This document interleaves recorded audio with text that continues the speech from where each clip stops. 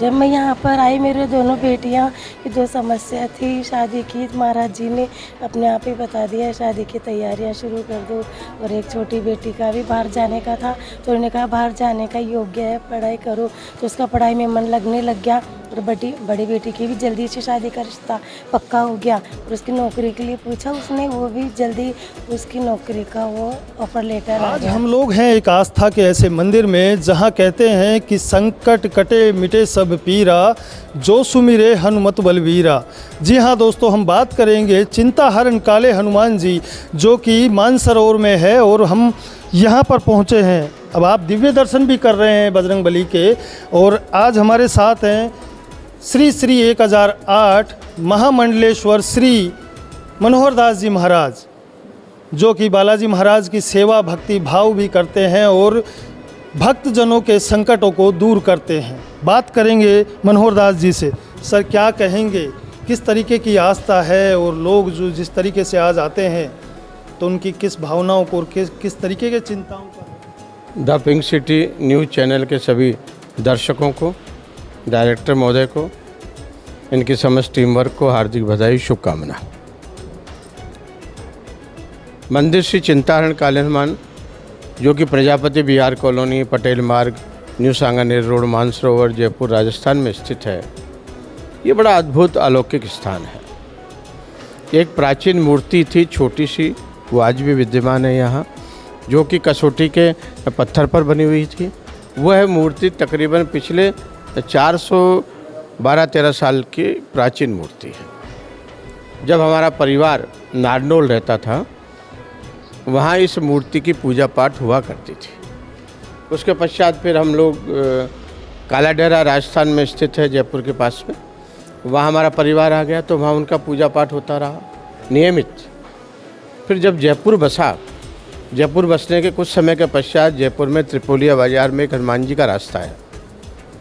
वहाँ श्री हनुमान जी महाराज छोटे से रूप में हैं, वो स्थापित हो गए। निरंतर बराबर प्राचीन समय से उस मूर्ति की पूजा पाठ बराबर चलती रही। उनकी कृपा भी बहुत बरसती रही।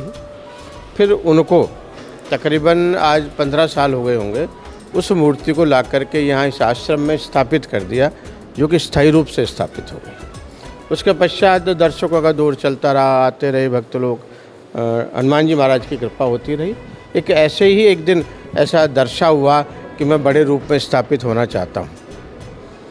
तो बड़े रूप का स्वरूप आते ही मैंने भी गुरुदेव से प्रार्थना करी और मार्गदर्शन मिला। तो वही कसौटी का एक सिंगल पत्थर ला करके हम लोगों ने, जो कि गया क्षेत्र के पास में है, वहाँ से लाए, बड़ी मुश्किल से, बड़ी व्यवस्था से, मुहूर्त के हिसाब से, और ला करके यहाँ इसका निर्माण कराया है। बड़ी मूर्ति का निर्माण में भी ये रहा साहब कि शनिवार मंगलवार को ही इस मूर्ति पर कारीगर काम किया करते थे। और जब काम करते थे वो सीताराम नाम का जाप अथवा हनुमान चालीसा का पाठ किया करते थे। उसके पश्चात फिर उसको कपड़े से ढक दिया जाता था। फिर मंगलवार आता तो फिर उस दिन वो कर्म चालू रहता था। ऐसे विधि विधान से करके इसको अच्छे वैदिक विद्वानों के द्वारा मूर्ति की यहाँ प्राण प्रतिष्ठा करवाई। हमारे त्रिवेणी धाम से महाराज श्री राम ऋषपाल देवाचार्य जी महाराज खोजी जी पीठ वाले, वो आए, उनके कर कमलों के द्वारा यहाँ इस बड़ा विग्रह को स्थापित किया। पहले एक छोटा सा मंदिर था, उसके पश्चात एक बड़ा विग्रह स्थापित किया।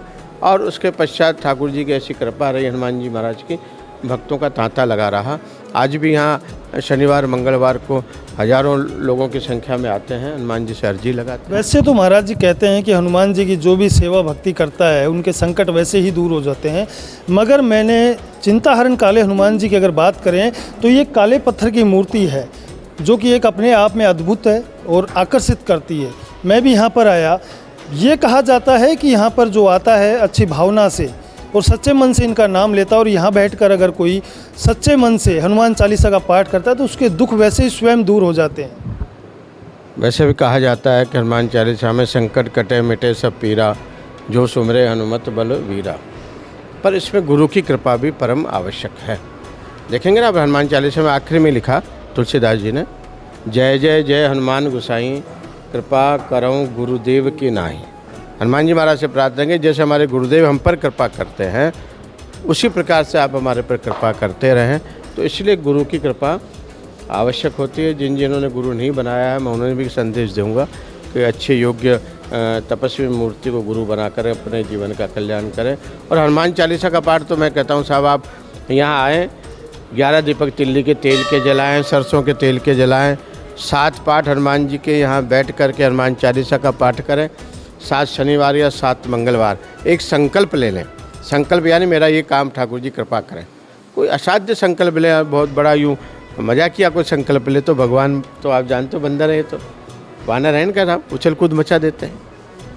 इसलिए जो होना चाहिए, जो वास्तविक संकल्प है, उसको लेकर के अगर 7 शनिवार या मंगलवार यहाँ आते हैं हनुमान जी के, स्वतः ही हनुमान जी महाराज उन पर विशेष कृपा बरसाते हैं।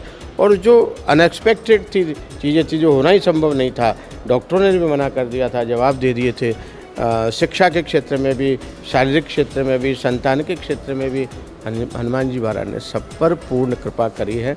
मैं तो कहता हूँ आइए, आपका अपना स्थान है, अपना आश्रम है, यहाँ गौशाला है, संत निवास करते हैं।